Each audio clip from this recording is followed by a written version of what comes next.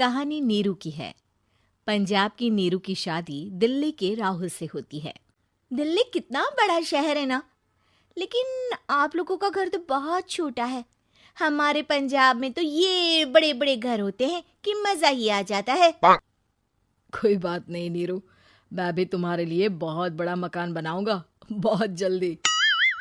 नीरू के पिता जहाँ पंजाब के जाने माने व्यापारी थे, वहीं उसका पति राहुल दिल्ली में एक सिंपल नौकरी करता था। माँ, यहाँ तो घी मक्खन इतना महंगा है कि क्या बताऊं। मैं तो तरस ही जाती हूँ घी खाने के लिए। नीरू की माँ को ये सुनकर बहुत दुख होता है। मेरी बेटी को घी नसीब नहीं हो रहा है और ये बहू यहाँ बैठकर घी में शक्कर डाल रही है। देख वनिता, मैं साफ कह रही हूँ, इस घर में जितना घी आएगा उतना ही मेरी बेटी के घर दिल्ली भी जाएगा। अरे ये क्या बात होती है माँ जी? बेटी का उतना ही करो जो अच्छा लगे। अब क्या मायके से घी और मक्खन तक की सप्लाई करोगी आप? हाँ, मेरी बेटी किसी चीज को तरसे मुझसे बर्दाश्त नहीं होता।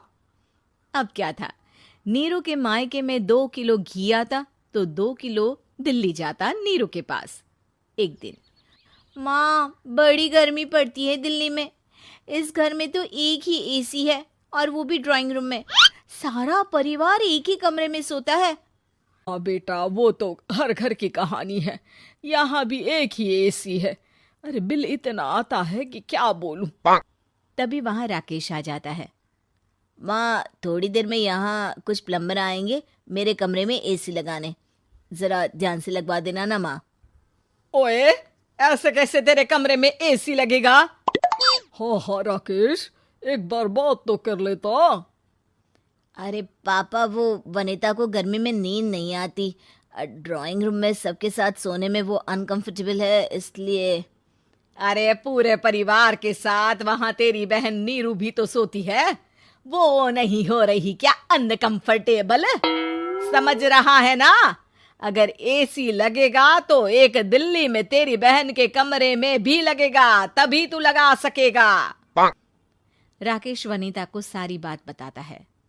वनिता करती भी क्या, मन मारकर बैठ जाती है। माँ, ये लोग ठीक नहीं है, क्या करूं मैं? अरे बेटी, यहाँ आ जा, तू यहाँ आकर रह ले।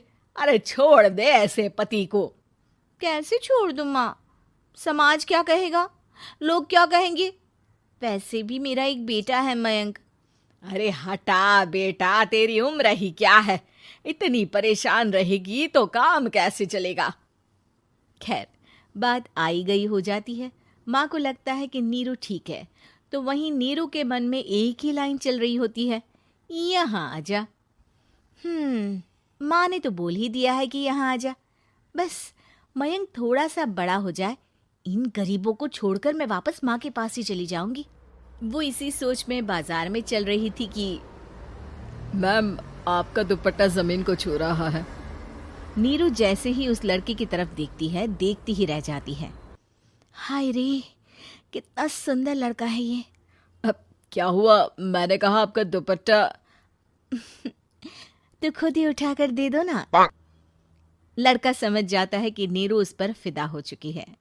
वो उससे उसका नंबर लेकर चला जाता है। अब क्या था, नीरू और रोहित में लगातार बातें होने लगती है। मैं हरियाणा का रहने वाला हूँ, यहाँ एक बड़ी कंपनी का मैनेजर हूँ। अच्छा, और कितने बच्चे हैं तुम्हारे? बच्चे? अरे मेरी तो शादी भी नहीं हुई है। तुम बताओ, शादी करोगी? नीरू शर्मा जाती है। अब लेकिन मैं तो पहले से ही शादीशुदा हूँ। मुझे फर्क नहीं पड़ता, बस तुम शादी कर लो, भाग चलते हैं। बहुत पैसे वाला हूँ मैं, हमेशा खुश रखूंगा तुम्हें। नीरू रोहित से मिलकर सारा प्लान बना लेती है और फिर एक दिन घर से भाग जाती है। दोनों शादी कर लेते हैं। शादी के बाद, क्या बात है नीरू, तुम्हें परेशान सा देखता हूँ, सब ठीक तो है ना? हाँ हाँ, सब ठीक है।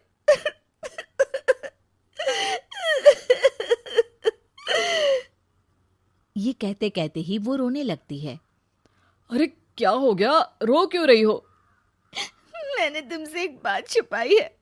और वही बात अब मुझे परेशान कर रही है। रोहित, मेरा एक बेटा भी है, उसका नाम मयंक है। क्या बात कर रही हो? ये तुमने मुझे पहले क्यों नहीं बताया? देखो नीरू, मेरी माँ को मैंने ये नहीं बताया है कि तुम शादीशुदा हो। बच्चा मैं मैनेज नहीं कर पाऊंगा। नीरू को समझ में नहीं आता कि वो क्या करे। तुम उस बच्चे को अपनी माँ को क्यों नहीं दे देती? नीरू चुपके से माँ को फोन करती है। माँ, क्या मयंक को तुम रख सकती हो? बेटा, मैं राकेश के साथ बात करती हूँ। आखिर घर का बेटा वही है, जो वो बोलेगा। वैसे भी बेटा, तूने जो किया है ना, उसके बाद से पूरा घर तेरी बुराई कर रहा है। मैं भी अब किसी से तेरे लिए लड़ नहीं सकती। राकेश बेटा, नीरू ने तो जो किया बहुत ही बुरा किया, लेकिन मैं सोच रही थी कि क्यों ना मयंक को हम यहाँ ले आए। तभी वनीता बोल पड़ती है। वाह जी, ऐसे कैसे यहाँ ले आए? यहाँ क्या भंडारा भरा है? और जिस बच्चे की माँ ने नहीं सोचा, उसके लिए हम क्यों सोचे? नीरू को एक बार तो अपने बच्चे के बारे में सोचना चाहिए था ना। अरे लेकिन तेरे पास भी तो लड़का नहीं है ना वनीता। माँ, वनीता ठीक बोल रही है। कल को वो बड़ा होकर इसी घर का हिस्सा मांगेगा तो हम क्या करेंगे? माँ कहती भी तो क्या, वो चुप रह जाती है। वहीं नीरू का पहला पति कहता है। माँ, अगर आज भी वो वापस आ जाए तो मैं उसे माफ कर दूंगा। बेटा, गरीबी चीज ही ऐसी है, क्या करेगा। तू तो अब मयंक का सोच। वो बेचारा तो बिना माँ का हो गया। मयंक के खातिर तू दूसरी शादी कर ले बेटा। लोगों के लाख समझाने के बाद नीरू के पहले पति की शादी रिद्धि से हो जाती है, जिसके पहले पति से 2 बच्चे होते हैं। देखो जी, मैंने शादी सिर्फ बच्चे के खातिर की है। मैंने भी शादी सिर्फ बच्चों के खातिर की है। वहीं नीरू के दूसरे पति के मन में ये बात घर कर जाती है कि नीरू एक मासूम बच्चे को उसके खातिर छोड़ कर आई है। अब देखो नीरू, मुझे लगता है कि जो औरत अपनी कोख का बच्चा छोड़ सकती है, वो तो कुछ भी कर सकती है। कल को तुम्हें मुझसे अच्छा कोई मिल गया तो तुम तो मुझे भी बाय बाय कर दोगी ना। नीरू को अब उसका दूसरा पति ताने देना शुरू कर देता है। तंग आकर नीरू उसके यहाँ से भागकर अपने पहले पति के पास चली जाती है, लेकिन ससुराल में क्या लेने आई है नीरू, मयंक को? नहीं नहीं सासू माँ, मुझसे गलती हो गई, मुझे माफ कर दीजिए। नीरू, अब वक्त खत्म हो गया है, मेरी शादी हो चुकी है। तो छोड़ दो ना उसे, हमारा बच्चा है। मैं आपको अपनी माँ नहीं मानता, मेरी नहीं मान तो बात अच्छी है। नीरू मयंक की बात सुनकर समझ जाती है कि उसके पास अब ना आसमान रहा ना ही जमीन।